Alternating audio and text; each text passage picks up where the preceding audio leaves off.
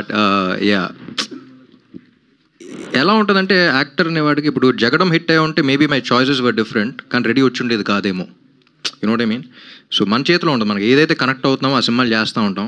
And ఎప్పుడు audience దేనికి connect అవుతారో తెలియదు. నాకు ఇంకా గుర్తు, లైవ్ షోకి వెళ్ళా నా ఫస్ట్ 4 సినిమాల తర్వాత. దేవదాస్ బ్లాక్ బస్టరు, జగడం అంత ఆడలా, Ready blockbuster, Maska super hit. First 4 సినిమాల్లో 3 పాజిటివ్ ఉన్నాయి, ఒకటి మాత్రం నెగిటివ్ అయింది.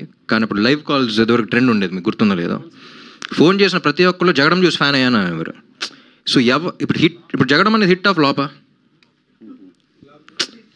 మీరు ఫ్లాప్ అంటున్నారు, కానీ నా కెరీర్కి హెల్ప్ అయిందా లేదా అనేది చూసుకోవాలి. You know what I mean? So అది ఏ సినిమా ఎలా హెల్ప్ అవుతుందో మనకి ఎవరికి తెలియదు. It's far beyond all of us. Audience అనేవాళ్ళు ఎక్కడో ఉంటారు, వాళ్ళకి దేనికి కనెక్ట్ అవుతారు, ఏది ఎప్పుడు హెల్ప్ అవుతుంది అనేది తెలియదు. So Andhra king taluka is a film that ఇప్పుడు దాకా నా కెరీర్లో ఇన్ని సినిమాలు చేశాను, కానీ ఈ సినిమా ఒక జెన్యూన్ సినిమా.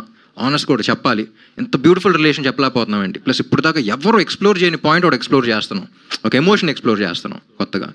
సో క్లైమాక్స్ ఇప్పుడు రాస్తున్నప్పుడు కూడా నేను మహేష్ అనుకుంది ఒక mother and son, father and daughter అని చాలా సినిమాలు చూస్తాం, చాలా రెఫరెన్స్ పాయింట్స్ ఉంటాయి. ఈ సినిమా చాలా ఫ్రెష్గా ఉంటుంది. ఇప్పుడు దాకా తెలుగు సినిమాల్లో డైలాగ్స్ వింటారు దీంట్లో, ఎందుకంటే ఎమోషన్ అనేది కొత్తది. యూనో, సో అలాంటి సినిమా ఆనెస్ట్గా చేయాలి అనే ఉద్దేశంతో చేసిన